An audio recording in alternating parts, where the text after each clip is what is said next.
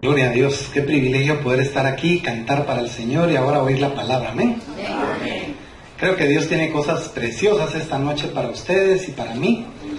Y le vamos a pedir a Él que bendiga la palabra en esta noche y que su Santo Espíritu se mueva en medio de nosotros. Padre, te damos gracias en el nombre de Jesús por darnos, Señor, el privilegio de oír tu palabra y a mí de compartir tu palabra, Señor. Te ruego que sea tuya, Padre, que sea el Espíritu el que me guíe, que sea el Santo Espíritu de Dios el que esta noche hable a través de mí. Yo me rindo a ti, Señor, yo me humillo delante de ti, porque necesito plenamente de ti, Señor. No puedo hablar si no está tu Espíritu en mi corazón, en mi espíritu, llenándome y bendiciendo. En el nombre de Jesús, yo bendigo la palabra. Amén y amén. Quisiera que me acompañaran a Isaías 41:10. Nuestro tema de esta noche es, ¿cuán grande es Dios? Una pregunta, ¿verdad? Entonces dice Isaías 41:10, dice, no temas porque yo estoy contigo, no desmayes porque yo soy tu Dios que te esfuerzo, siempre te ayudaré, siempre te sustentaré con la diestra de mi justicia. Ahora, pueden sentarse, mis amados. Todos enfrentamos problemas que son más grandes que nosotros. Todos hemos pasado por problemas que sentimos que son más grandes que nosotros. Todos pasamos por situaciones que no pensamos poder superar. Y al final Dios nos ayuda y las superamos. Hace algunos años a mí me operaron de la garganta y era una situación que no podía yo superar, pero bendito el nombre de Dios, se superó en el área económica y se superó en el área física, porque gracias a Dios toda la operación salió muy bien. Se sospechaba de un cáncer en mi garganta y bendito Dios, Dios quitó todo cáncer de mi garganta, porque hasta llegamos a pensar que podía perder la voz. Y hoy, bendito el Señor, puedo hablar. Imagínense, me dejan sin hablar, me muero a cantar. Y puedo cantar, amén. Ahora, ¿a quién recurrimos cuando vamos abrumados por la vida y agobiados por los problemas? El rey David decía, alzaré mis ojos a los montes, ¿de dónde vendrá mi socorro? Él se lo preguntó, ¿de dónde va a venir mi socorro? Y él mismo responde lleno del Espíritu, mi socorro viene de Jehová, que hizo los cielos y la tierra. Hoy en la mañana hablábamos de eso, y por eso vino el Señor con esta palabra a mi corazón. Ahora, la pregunta del millón, ¿cómo lidiamos con los temores y cómo luchamos para superarlos? ¿Cómo lidiar con los temores? ¿Cómo superar todo eso que nos agobia día a día? Porque cada día, dijo el Señor, tiene su propio afán, su propio mal. Y hasta dijo, baste a cada día su propio mal. Mire, como quien dice, ya no le añada. Porque a veces uno ni ha vivido el día de hoy, ya está pensando en mañana y dentro de una semana y qué va a hacer dentro de un mes. Porque ya viene el día que tiene que pagar, o porque ya viene el día que tiene que contestar, o porque ya viene el día que tiene que resolver. Y usted no vive el hoy, porque está ocupado en mañana y mañana saber si usted va a estar. En la prédica del domingo hablaba de eso, de que no sabemos cuándo vamos a morir. Y el cristiano debería de estar hoy pensando en eso, pensando en cuándo me va a tocar a mí estar frente a Dios y cómo está mi corazón y qué tanto confío yo en Dios. Porque la no confianza en Dios, hermanos amados, es pecado. Eso lo aprendí el pastor. Es un pecado, no creer en Dios es pecar. Y debemos creerle, porque Él no miente, Dios no miente. Amén. Pero al diablo le creemos, pero miren, al instante le creemos al diablo sus mentiras, pero a Dios sus verdades, ¿cómo nos cuesta creerlas? Ahora, otra pregunta, ¿cómo nos beneficiamos del poder de Dios cuando nuestra fe es pequeña? ¿Cómo nos beneficiamos de ese poder? Otra pregunta, ¿cómo pagamos facturas que son superiores a nuestros ingresos y ahorros? ¿Cómo lo hacemos? Mire, esta iglesia es un milagro cada mes. Y Dios hace el milagro y lo vuelve a hacer y lo vuelve a hacer cada mes, no falla. El Señor no falla, hermanos. Porque la lista de diezmadores es pequeña.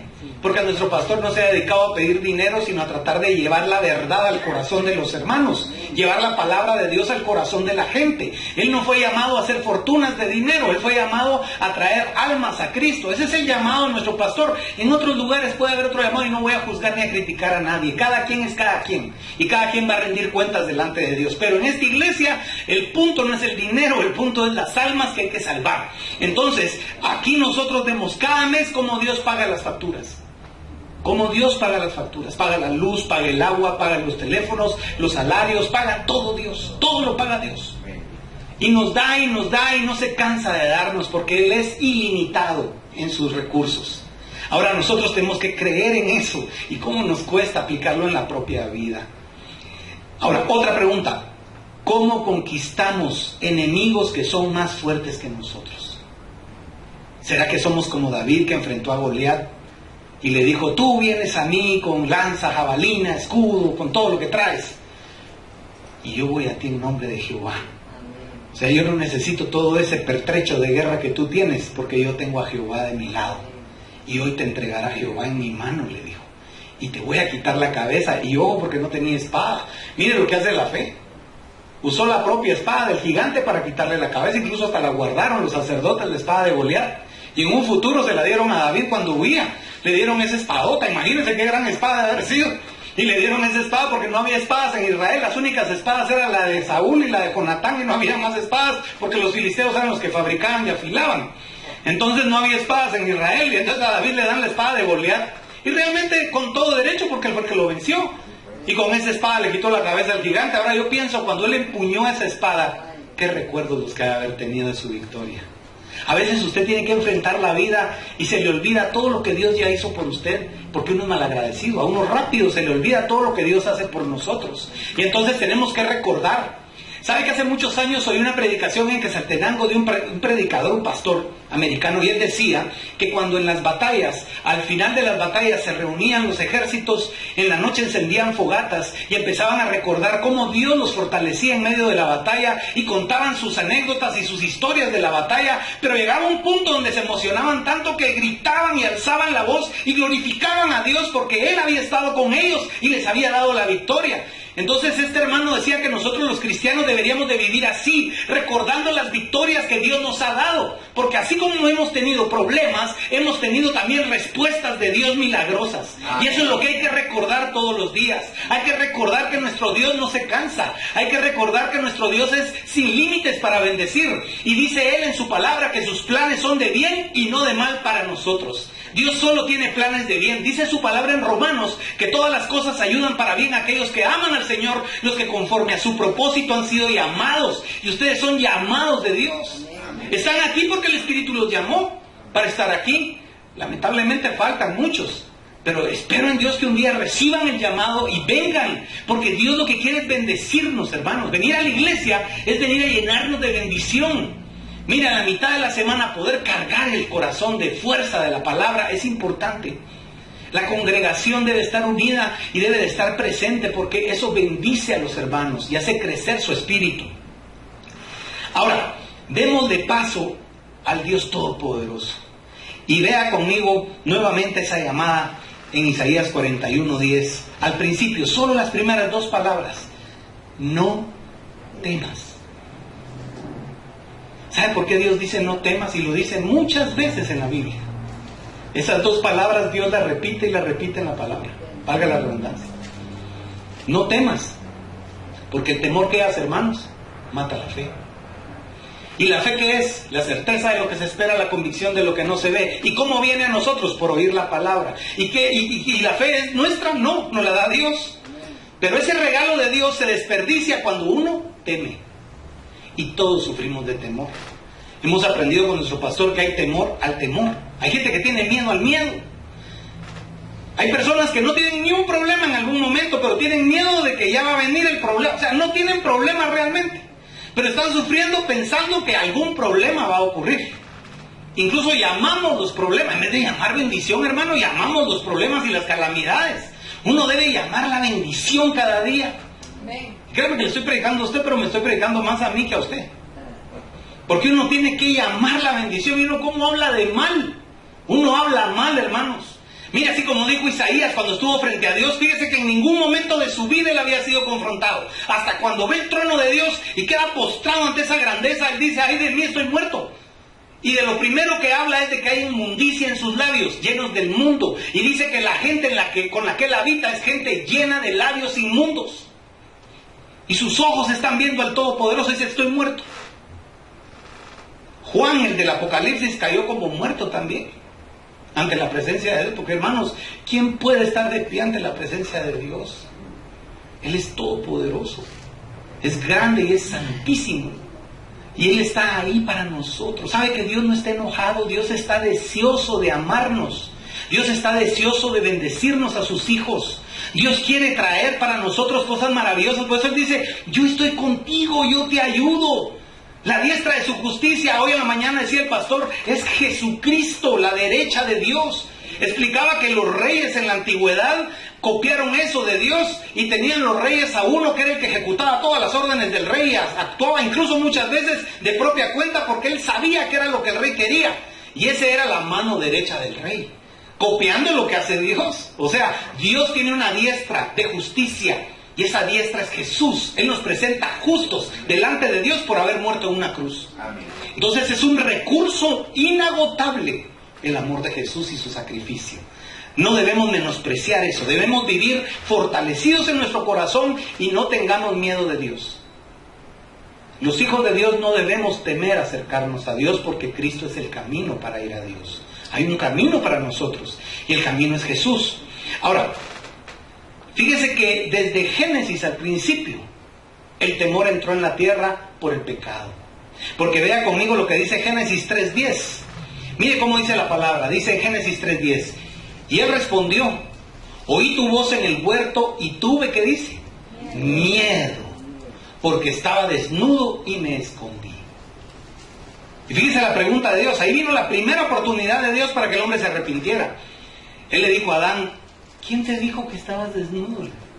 ¿Comiste del árbol que te dije que no comieras? Fíjese que en ese momento Adán tuvo la oportunidad de oro de decirle, Señor, sí, te fallé. Perdóname, busca, haz algo por mí, Señor. Y si tengo que pagar, pues yo pago el precio. Yo me equivoqué, te fallé, Dios. No merezco tu perdón, pero yo reconozco mi pecado. En ningún momento Adán hizo eso. Le echó la culpa a Dios porque le dijo, la mujer que me diste. Entonces, ¿qué le estaba diciendo a Dios? Tú tuviste la culpa a Dios, porque ¿para qué me diste esa mujer? Yo feliz aquí andado. Solo vino esta mujer y me arruinó la vida. Y a la mujer le dijo, ¿y tú por qué le dijiste? Me engañaron, le dijo. La serpiente. Volvió a culpar a Dios. ¿Para qué metes serpientes al paraíso? Ahora, la serpiente sí ya le dijo, maldita serás y te arrastrarás. A esa sí ya no le preguntó nada. Porque Satanás ya está condenado, por eso ni le preguntó. Los otros dos no habían sido todavía condenados. Fíjese que todo ocurrió como tenía Dios planeado que ocurriera. Pero qué diferencia hubiera habido si Adán y Eva se excusan y piden perdón y se humillan. Pero lea Génesis y va a ver que en ningún momento Adán y Eva se hincaron ni se postraron. Al menos no lo dice la Biblia. Si lo hicieron, no está escrito en la Biblia. Y vivieron Adán casi 1000 años, hermano. 900 algo de años vivió. Tuvo casi 1 milenio para pedirle perdón a Dios. Pero ya no lo hizo. ¿Sabe por qué? Porque su espíritu murió. Por eso no deje morir lo espiritual en usted. Porque cuando lo espiritual en usted se muere, usted ya no cree que Dios está ahí. No cree que Dios lo pueda perdonar y Dios le da miedo. Cuando a un cristiano Dios le da miedo es porque su espíritu todavía anda muerto o dormido o qué sé yo. Pero necesita vivificar el espíritu. ¿Sabe cómo le decía Pablo a Timoteo? Aviva el fuego del don de Dios que está en ti por la imposición de mis manos. O sea, él le decía, no dejes que se apague el fuego, porque hermanos, así como el amor se acaba, como aquella canción de aquel hombre del mundo, que el amor acaba, hermano, también el espíritu se apaga y puede llegar a morir si usted no lo alimenta, si usted no lo ayuda a crecer, porque Dios lo compara con un bebé que va en desarrollo y en crecimiento. Si usted no alimenta su espíritu va a fallecer en algún momento. Por eso estar pecando a Dios, eso no le agrada a sus hijos. Los hijos de Dios tienen que luchar a diario por no ofender a Dios. Mire hermano, no le puedo decir sea perfecto porque solo Dios es perfecto. Y en este cuerpo de carne siempre vamos a pecar. Pablo decía, miserable de mí, ¿quién me librará de este cuerpo de muerte? Porque eso es cierto. Uno está muerto en delitos y pecados, pero entonces recurrimos a Cristo, a la palabra de Dios, a la enseñanza, a la sana doctrina, al evangelio, y entonces todo empieza a cambiar. La vida del cristiano debe ser una vida de avance, de cambio. Tiene que haber una mentalidad progresista en el cristiano en cuanto a lo espiritual. Hermano, si usted se ocupa de lo espiritual, ya no va a tener tiempo para lo carnal. Pero el problema es que usted le da mucha alimentación a la carne y poca alimentación al espíritu. Entonces ahí es donde la derrota espiritual se consuma, porque nosotros no alimentamos lo que debemos alimentar en nosotros. Casi no oímos, por ejemplo, cantos cristianos. ¿Cuántos de nosotros preferimos oír todo tipo de música que oír la música que adora a Dios, que exalta a Dios? Y no hablemos de oír. ¿Cuántas canciones le hemos hecho a Dios nosotros? David, mire cuántos salmos escribió. ¿Sabe que hubo una mujer a principio de 1900? Y esa mujer, no me recuerdo ahorita el nombre de esa mujer, está mío, no me recuerdo el nombre de esa mujer. Creo yo. A los 40 años empezó a escribir. Fíjese, 40 años, no empezó de niña. Tenía 40 años cuando empezó a hacer himnos. Pero cuando murió había hecho más de 5,000 himnos para Dios. Los himnarios antiguos están plagados de cantos que ella hizo. Y tenía más de 100 seudónimos. Porque era mal visto que una sola persona hiciera todos los cantos de un himnario. Pero ella hizo himnario tras himnario tras himnario. Y a veces cantamos himnos que ella hizo. Hace mucho tiempo ya. Pero fíjese lo que el Espíritu hace en un corazón agradecido. A Dios le tenemos que cantar. Cántico nuevo, dice la Biblia, de nuestro corazón. ¿Cuánto adoramos a Dios, hermanos? Para pedirle a Dios, mire, nadie nos gana. Pero ¿cuántos de nosotros tomamos un tiempo para solo adorarlo? Solo bendecirlo y exaltarlo. Eso alimenta su espíritu.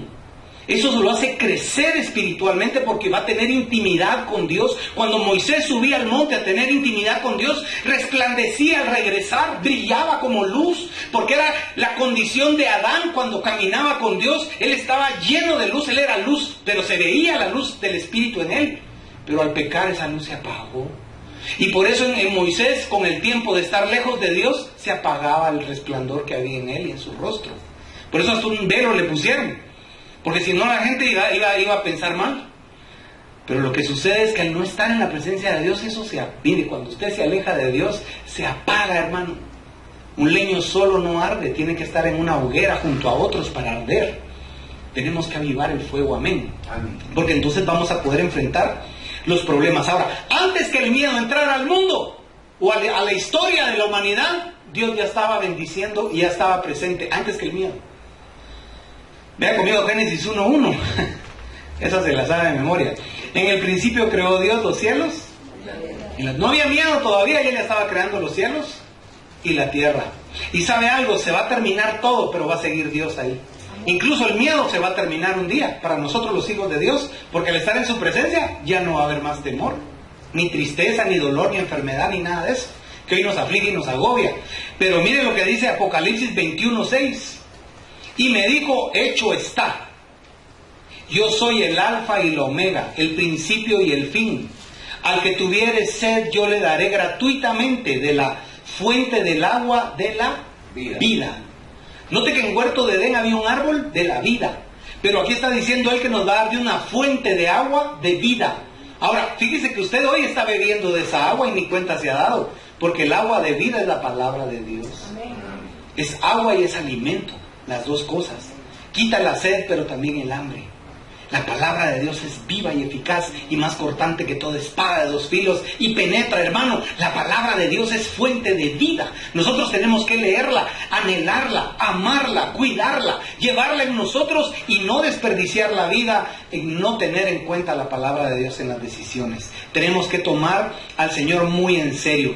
Piense en todos los no temas de la Biblia y cómo se los dijo Dios. Por ejemplo, está Moisés. Cuando estaba frente al Mar Rojo, Dios lo tuvo que reconvenir porque la gente le empezó a decir a Moisés, mira, ¿para qué nos trajiste aquí? Aquí nos van a matar, ahí viene Faraón, no habían sepulcros en Egipto, mejor seríamos esclavos de los egipcios y no estar aquí en esta calamidad. Y el Señor le tiene que decir a Moisés, ¿qué estás haciendo hablándome? Extiende tu cetro, el báculo que tienes, y abre el mar. Fíjese que no fue Dios. O sea, sí, Dios lo hizo. ¿A través de quién? A través de Moisés. Pero le dijo, ya no pierdas tiempo. Extiende tus brazos y ordénale al agua y vas a caminar en seco. Ojo, porque no caminaron en lodo, caminaron en seco. Y si la Biblia dice seco, estaba seco el suelo donde caminaron. Porque Dios lo secó, Dios lo abrió. Dice que envió un viento Dios y abrió el mar, hermanos. Así. Para un pueblo de 3 millones de personas que venían huyendo. Con niños, con ganados, con un montón de cosas. Hasta les zafó las ruedas y han encontrado los arqueólogos las carretas sin ruedas en el fondo del Mar Rojo. Ahí están. Y eran carros escogidos, más de 600 carros, si no estoy mal, escogidos. Eran los más hábiles guerreros. Porque Dios le dijo a Moisés, yo voy a endurecer el corazón de... Dios le dijo todo lo que iba a pasar. Moisés sabía que eso iba a pasar. Lea Éxodo y va a ver que está claramente explicado por Dios. Entonces nosotros tenemos que pensar en esos hombres. Por ejemplo, Josué. Se recuerda que Josué no se creía capaz y tuvo aquella visión de Jesús, ¿verdad? Cuando le dijo, ¿eres de los nuestros o de nuestros enemigos? No, le dijo, ni una ni la otra. Como príncipe, como el más importante de los ejércitos de Israel, ese soy yo, soy el que te manda a ti, soy tu Dios. Tú peleas para mí, no yo para ti. ¿Sabe una cosa? A veces pensamos que Dios está bajo nuestro servicio. No se equivoque, usted sirve a Dios, porque Él es Dios, hermano. Él merece que usted le sirva y no se sirva de Dios. Fíjense cómo reclamamos de los que se sirven del Estado y se enriquecen ilegítimamente con dinero que no les toca para sus vidas, y reclamamos eso, pero nosotros también nos servimos de Dios y no nos acordamos de darle gloria y de darle honra. Tan ilegalmente actuamos nosotros como los que actúan en los gobiernos y son ilegales en su vida. Debemos dejar esa ilegalidad y volvernos siervos del Dios Altísimo.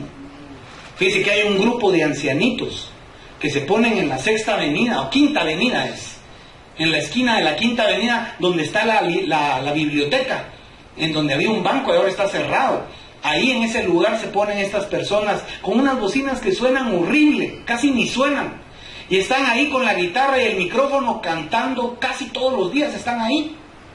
Y alabando a Dios y predican la palabra de Dios, esos ancianos en esa esquina. Ahí están siempre, predicando la palabra de Dios, con los pocos recursos que tienen, pero haciendo el trabajo que tienen que hacer. Dios bendiga a esas personas, porque nosotros tenemos que despertar, y si ellos pueden hacer eso, nosotros podemos también hacer para la obra de Dios. Ya dejemos de estar solo ocupando una silla y un lugar, y levantémonos y digamos, pastor, ¿en qué te puedo servir? Pastor, ¿en qué le puedo servir? ¿En qué soy útil, pastor? Órele a Dios para que le diga, ¿en qué puedo yo ser útil? Yo quiero ayudar, yo quiero participar, ya no quiero ser espectador, quiero ser protagonista de la aventura, de la maravilla que es ser cristiano. Esta noche Dios quiere tocar nuestros corazones para que eso cambie en nosotros. El temor se va a ir cuando usted decida servir a Dios, porque su mente va a estar ocupada en hacer la voluntad de Dios y no en hacer pecados que usted desearía estar cometiendo. Eso es lo que Dios pretende de nosotros. Ahora, Dios es mejor que nuestra fe. Si va conmigo a Mateo 17:20, dice, Jesús les dijo, por vuestra poca fe, porque de cierto os digo que si tuviereis fe como un grano de mostaza, diréis a este monte, pásate de aquí a allá, y se pasará, y nada os será imposible. Ahora, aquí no estamos hablando hipotéticamente ni figurativamente. Si alguien tiene fe, es capaz de hacer algo imposible como mover un cerro o una montaña. Eso es imposible. Pero si alguien tiene fe en Jesús, puede lograr proezas y maravillas. Saben que ellos no pudieron sacar un demonio y por eso le estaban diciendo a Jesús, ¿qué pasó si no pudimos? ¿Por qué no pudimos, Señor? Porque su fe es muy pequeña. Y fíjense que cuando les digo es muy pequeña, les digo si tuvieran tan siquiera una fe del tamaño de una semilla de mostaza. Ahora, llama mi atención que él no comparó la fe con una piedrecita. Porque él pudo haber recogido un guijarrito, una piedrecita y decir, si de este tamañito tuvieran fe. Porque usted siembra una piedra y ahí se va a quedar. Pero si usted toma una semilla de mostaza, la siembra y cuida esa plantación, le va a dar una de las hortalizas más, incluso es un árbol frondosísimo, parecen ceibas, los árboles de mostaza. ¿Sabe? Dios está diciendo, no es el tamaño de tu fe, sino dónde está puesta tu fe, lo que hace que opere los milagros. Porque la fe debe estar puesta en Jesús, porque el que hace todo es Jesús, no es uno. Hermanos, no hay ningún siervo de Dios que pueda hacer un solo milagro. No hay sobre esta tierra, y el que me diga que hace milagros porque él tiene la fe y porque él lo hace, él es el que los hace, está equivocadísimo. Los milagros los hace Dios a través de sus siervos que creen en Él. Que si le piden algo creyendo lo van a recibir, porque así dice la Biblia. Pero él dijo algo, también dijo, separados de mí nada podéis hacer. ¿Por qué no vemos milagros? ¿Por qué los que se paran en una tarima llaman enfermos y hacen un gran espectáculo de las sanidades? Yo me pregunto, ¿por qué no van a los hospitales si están saturados de enfermos? Y entran y curan a todos los que están ahí enfermos. ¿Se ha preguntado usted alguna vez eso? ¿Qué pasaría si los que creemos en Jesús un día decidiéramos ir a un hospital a levantar a esos enfermos y sacarlos de su dolor? Por supuesto que muchos tal vez están ahí por algún propósito de Dios. Y tal vez no todos se van a curar. O de repente sí. El pastor nuestro entró a una sala de niños, todos estaban enfermos y era un total de varios niños, no sé, recuerdo la cantidad de niños, pero 12 niños. Y Dios los curó a todos. Él fue por uno. Por un niño fuiste. Pero estando ahí te pidieron que oraras por todos. Y todos se curaron. Y al otro día la gran bulla de qué había pasado, porque eran niños desahuciados, muchos de ellos. Pero Jesús los curó. Fue Jesús, no fue el pastor. Él solo fue el canal, el vehículo que Dios usó para su poder. Y cuando uno empieza a creer en eso, cuando uno empieza a creer que sí puede el poder de Dios ir a través de mí hacia un enfermo, hacia un necesitado, hacia un perdido, entonces empieza a operar Dios milagros a través de mí. Pero hay que entender, no soy yo el que hace el milagro, no soy yo el que toca el corazón de la persona, es el Espíritu de Dios que está en mí, porque soy templo de Él y Él habita en este templo que adora y bendice el nombre de Jesús. Y entonces el poder del Espíritu empieza a arrasar. Porque usted está creyendo en el Señor, porque usted no duda del Señor, no tiene pero ni así de duda. Usted está creyendo y siembra la semilla y entonces se convierte en un árbol de mostaza. Ahora, un árbol produce ¿qué? Más semilla. De una semillita, una planta produce mucho fruto con muchas semillas. Amado hermano, uno tiene que aprender a creer en Dios.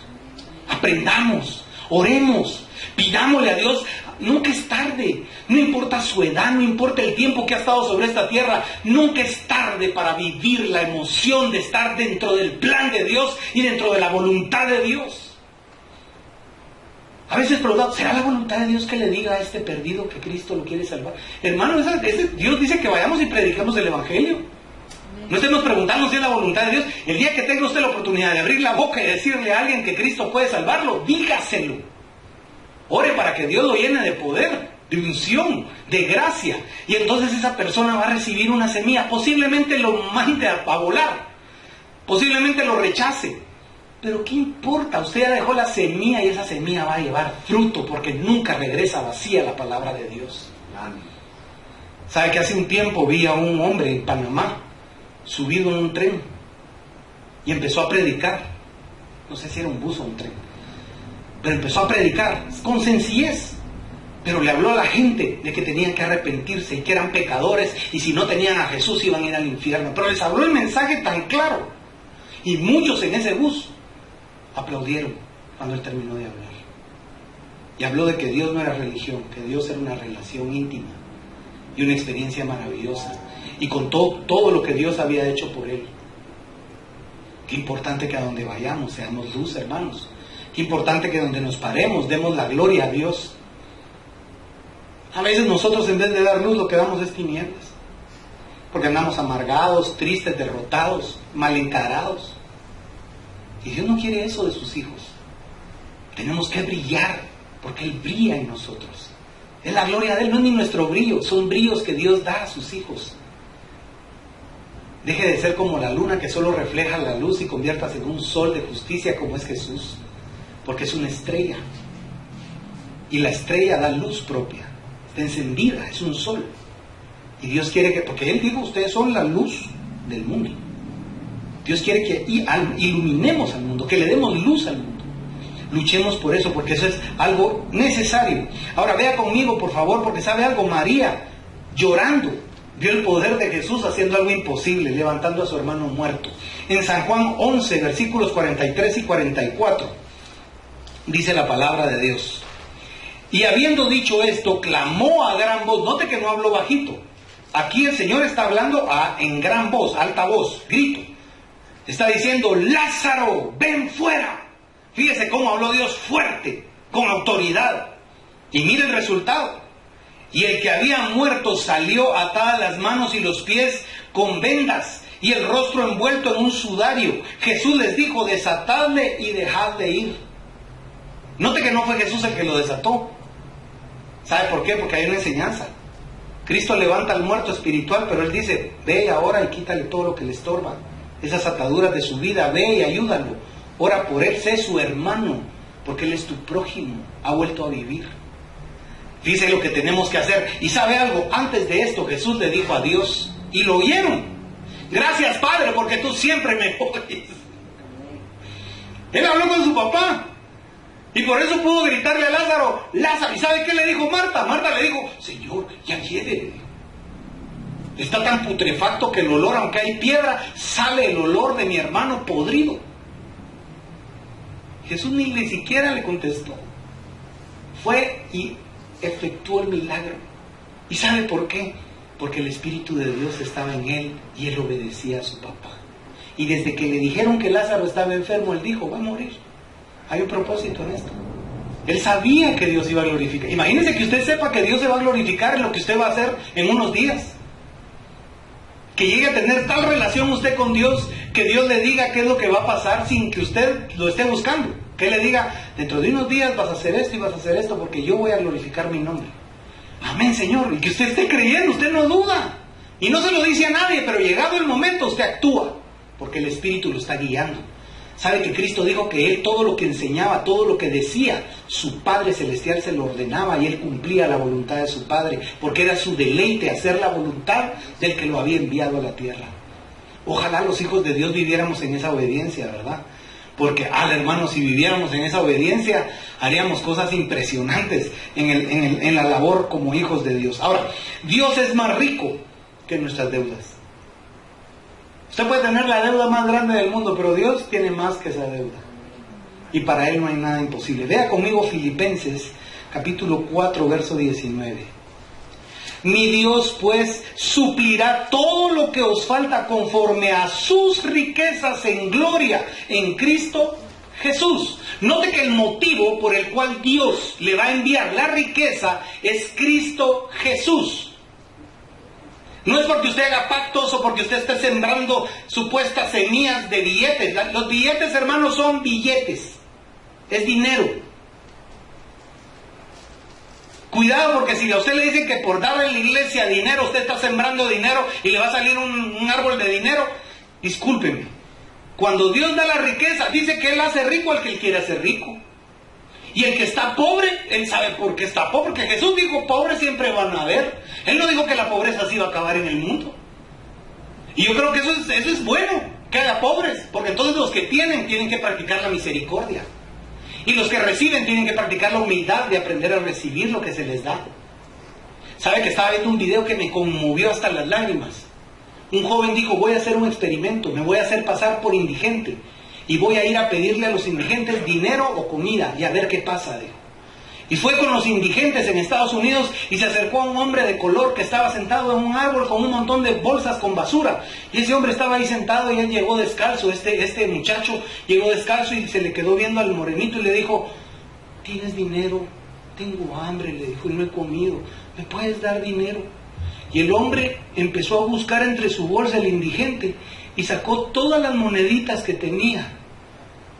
Y vino y le dio todas las monedas y le dijo, esto es todo lo que tengo, le dijo. Ve a comprar algo si puedes, le dijo. Y entonces él recibe las monedas y le dice, ¿me estás dando todo lo que tú tienes? Le dice. Sí, le dice. Entonces este muchacho saca $20 y le dice, yo no necesito tus monedas. Estoy haciendo esto para ver la reacción de ustedes. Que Dios te bendiga, te quiero dar $20. Y el hombre se le queda viendo y le dice, hombre, le dice, ¿en serio me vas a dar $20? Sí, te voy a regalar $20. Oye, ¿tú te pareces a Jesús? Le dice, porque el muchacho lleva un como sudadero con lentes y tiene medio barba. Y le dice, ¿te pareces a Jesús, hombre? Le dice, me hiciste el día, le dice el indigente. Y este hombre viene y le da el dinero. Luego va y le da unos zapatos.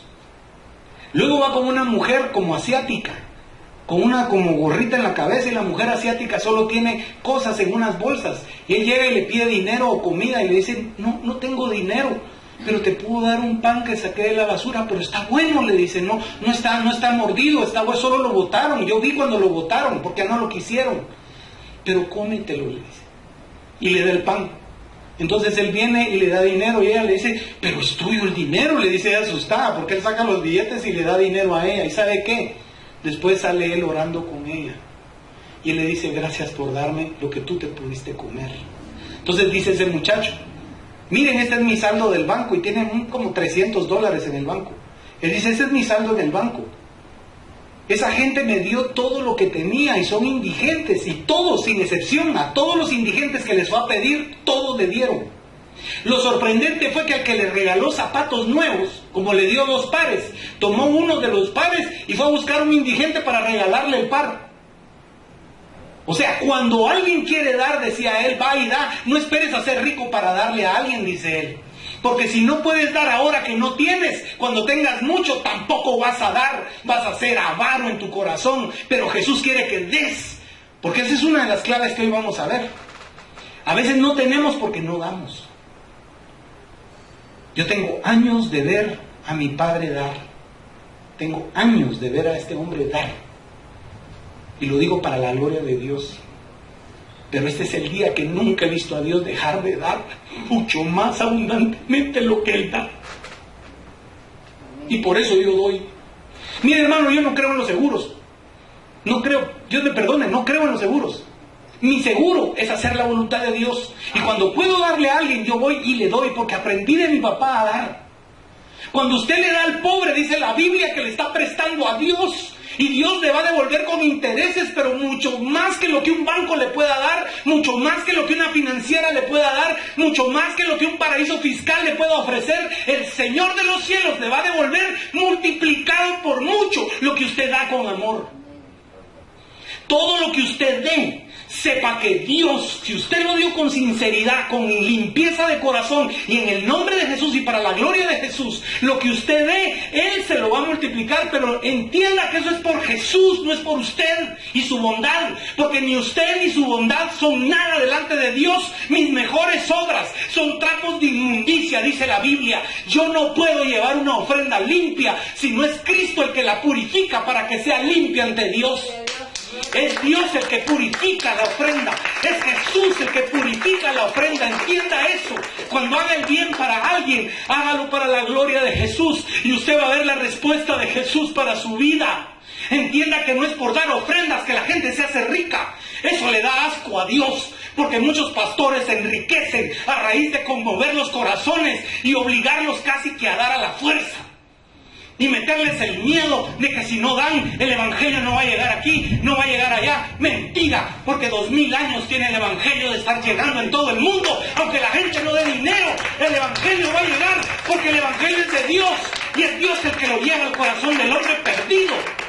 Hermano amado, Dios no necesita de mi dinero. Dios no necesita de tu dinero. Dios necesita tu corazón arrepentido. Dios necesita tu vida entregada. Dios necesita ver que tú crees y que vas a ver grandes cosas en el nombre de Jesús. El Espíritu Santo quiere cambiarnos. El Espíritu Santo quiere cambiar el mundo de ideas que hay en nosotros. Hay un mundo de pensamientos que tenemos que sacar. El pastor está preparando un retiro en el que va a tratar las mentiras que creemos. Porque creemos una ensarta de mentiras. Y nos decimos mentiras nosotros. Y nos creemos nuestras propias mentiras, imagínense. Dios dice la verdad. Él no miente. Dios bendiga la palabra. Vea conmigo Lucas 6:38. Dad y se os dará.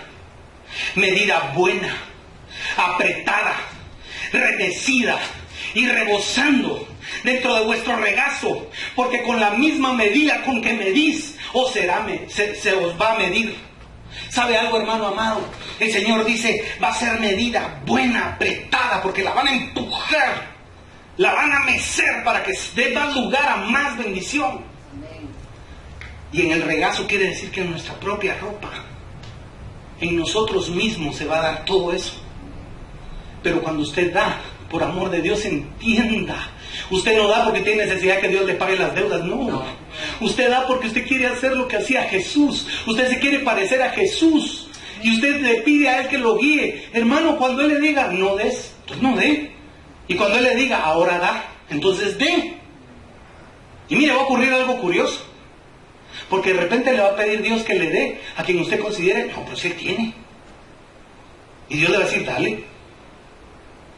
Porque yo quiero que le des. Y de repente al que usted dice, no, a este sí, mira Señor, porque él necesita que yo le va a decir Dios, no. Estoy tratando con su vida, no te metas.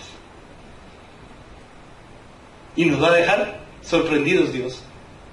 Pero cuando usted hace la voluntad de Dios, usted lo agrada. Créale a Dios, no a mí. Créale a Dios y su palabra. Y va a comprobar lo que es entrar a esa dimensión de gloria, de creer en lo que dice la Biblia y verlo realizarse y verlo ocurrir. Porque eso va a ocurrir. Ahora, Dios es más fuerte que nuestros enemigos. ¿Cuántos hemos tenido enemigos? Gente que no nos quiere. Pero Dios es más fuerte que nuestros enemigos. Dios puede aplacar a cualquiera. Puede humillar a quien Él quiera. Pero ¿sabe también qué dice Dios? No me pidas tanto que castigue a tu enemigo, no sea que tenga misericordia de él y me olvide de ti. Porque a veces el talón va a decir, mira Señor, joven, mira Señor, y va a dar la queja. ¿Y qué dice Él en su palabra? Ora por el que te maldice, el que te trata mal, el que te rechaza, ora por él. No me estés hablando a mí. No me estés pidiendo que lo castigue o que lo quite de en medio. Te lo estoy poniendo para que ores por él y hagas mi voluntad. Bendícelo. Entre más te maldiga, tú bendícelo más. Porque entonces ascuas de fuego amontonarás sobre su cabeza. Y estarás haciendo lo que yo hice en la tierra cuando fui y me hice hombre. Bendecir al que le maldice. ¿Sabe que a él lo ultrajaron, lo insultaron? Y dice la Biblia, no abrió su boca. Como cordero fue llevado al matadero, como oveja delante de sus trasquiladores, enmudeció. Ni siquiera se defendió ni amenazó. A nadie amenazó Jesús. Hoy que hay protestas, hermano amado, alguien decía, los cristianos tienen que ir a protestar. Yo creo que los cristianos no tienen que protestar, los cristianos tienen que orar. Yo iría a ese parque a pararme, a bendecir y a orar, a pedirle a Dios por Guatemala, a pedirle a Dios que Dios haga un milagro para esta nación, porque ¿sabe algo? Dios ama a Guatemala, hermanos. Aquí hay mucho pueblo amado de Dios, gente de Dios, hay cantidad de pastores, siervos de Dios. Y si todos oramos, Dios va a bendecir esta nación. Hoy nuestro pastor nos leía Crónicas, segundo libro de Crónicas 7:14.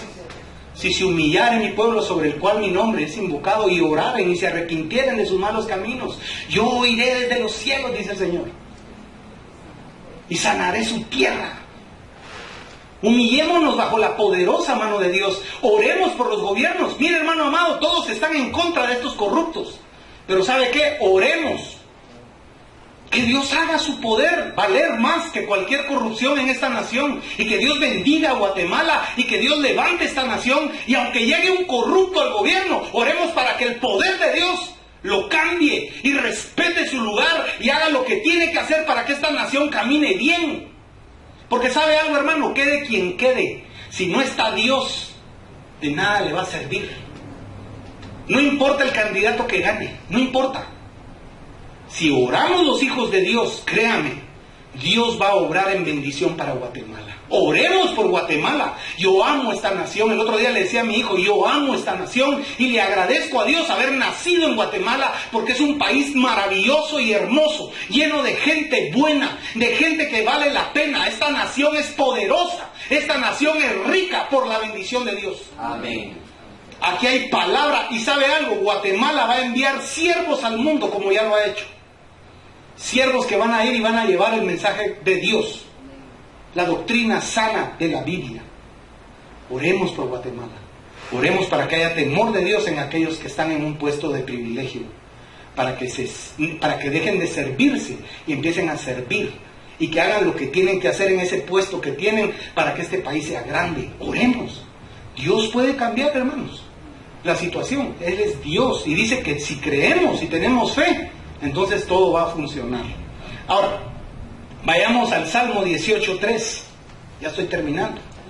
Dice, invocaré a Jehová, quien es digno de ser alabado, y seré salvo de ¿quién? De mis enemigos. Si quiere usted ser salvo de sus enemigos, invoque a Dios, alabe a Dios, bendiga a Dios, y Él va a alejar. ¿Sabe que cuando el rey David estuvo de rey, hubo guerras y hubo un montón de cosas? Pero cuando Salomón, su hijo, empezó a reinar, pasaron años sin que hubiera un enemigo que se acercara a Israel. Y Dios le dijo a Salomón que no confiara en caballos y en ejércitos, y fue lo primero que hizo: juntar caballos, juntar ejército y pertrechos. Y Dios le dijo: confía en mí, porque yo soy el que va a rodear. Confiemos en Dios, porque sabe, en vano vela la guardia si Jehová no guarda la ciudad. O sea, oremos que Dios guarde nuestra ciudad, y guarde nuestra casa, y guarde nuestra vida. Ve ahora conmigo, por favor, Efesios capítulo 6, versículos del 13 al 18. Dice: por tanto, tomad toda la armadura de Dios, porque hermano, Dios no nos envía a pelear desnudos, nos da una armadura espiritual, para que podáis resistir en el día malo. Note, en el día malo. Y habiendo acabado todo, estar firmes. O sea, se va a acabar la batalla, pero sepa que va a haber más. Entonces, al terminar una batalla, usted tiene que seguir firme porque ya viene otra.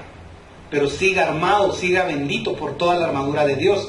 Dice: estad pues firmes, dice el 14, estad pues firmes, ceñidos vuestros lomos, ¿con qué? Con la verdad, y vestidos con la coraza de justicia, y calzados los pies con el apresto del evangelio de la paz. Sobre todo, o sea, sobre todas las armas, tomad el escudo de la fe, con el que podáis apagar los dardos de fuego del maligno, y tomad el yelmo de la salvación, el pensamiento: yo soy salvo por Jesús.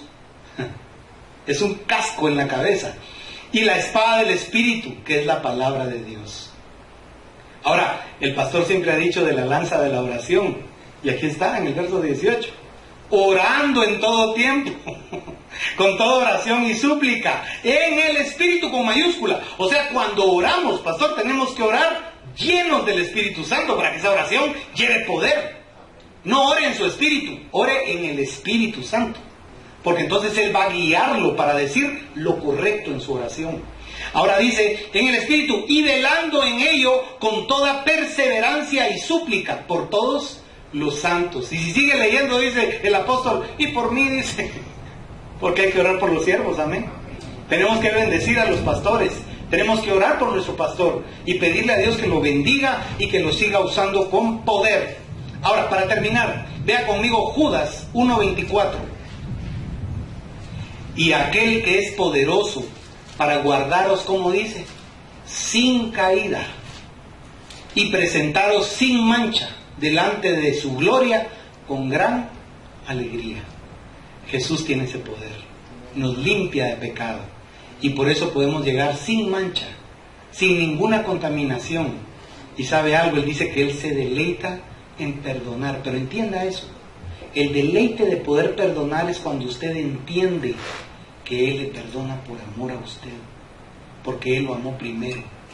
Entonces, cuando alguien comprende el mensaje, cuando alguien entiende el llamado, cuando alguien comprende lo que Jesús hizo y lo que vale su sacrificio, y esa persona viene y ora para el perdón, Jesús se deleita porque Él comprendió al fin que Él no puede presentarse ante el Todopoderoso sin haberse bañado en la sangre de Cristo. Oremos esta noche, cerremos los ojos. Amado Padre Celestial, yo te doy gracias, Señor, porque tú nos das recursos que nosotros ni siquiera imaginamos. Tú nos das armadura, tú nos das fe, tú nos das gozo, nos das fuerza. Tú nos levantas, Señor, y tú provees para nuestras necesidades. Por favor, Jesús, haz resplandecer tu rostro en cada uno y permítenos ser luz para las naciones. Ayúdanos, Señor, para servirte y para obedecerte. Ayúdanos, Padre, para vivir como hijos de Dios y no como hijos del enemigo. Bendice a cada uno y a aquellos que escuchen esto. Padre, en el nombre de Jesús yo rompo cadenas. En el nombre de Jesús yo desato la vida de aquellos que han vivido atados. Y en el nombre de Cristo yo declaro libertad, declaro sanidad, declaro bendición. Hablo la palabra de bendición sobre tu pueblo, Señor. Y te ruego en el nombre de Jesús que nuestras vidas cobren un nuevo ánimo, que nuestras vidas tengan una nueva fuerza, un segundo aire, Señor. Yo te ruego, por favor, que el poder de tu Espíritu nos haga entender la verdad y que vivamos para la verdad y en la verdad. Que vivamos para creer lo que tú dices en tu palabra. Señor, fortalece los corazones y derrama tu presencia. En el dulce nombre de Jesús lo pedimos, Señor. Amén y amén. Aleluya.